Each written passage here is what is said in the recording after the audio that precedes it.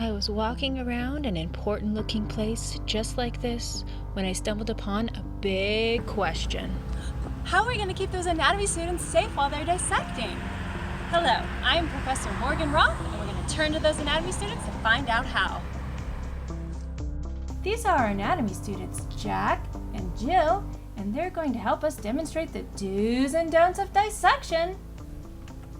Jack is so very hungry. Can he eat the specimen? No, do not eat any part of the specimens. What about a sandwich? Jack loves a good sandwich. Should he be eating so close to the specimen? No, he should not be eating, drinking, chewing gum, or applying makeup while dissecting. Oh, look here! Jill is putting on gloves mad scientist style. Are gloves a good idea? Yes, gloves, glasses, and protective clothing should be worn during dissection. And keep that hair out of the way. Oh, look, those tools look sharp. Should Jack be playing around with them like that? Uh-oh, looks like that was a bad idea. Always use care when handling tools, and always cut away from yourself. Keep those fingers out of the way. Why, hello, little ones.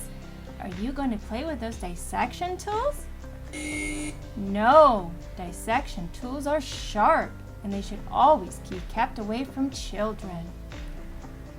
Cool pumpkin, Jill. That sharp scalpel should carve it up nicely. Whoops, that was a bad idea. Dissection tools should only be used for dissecting.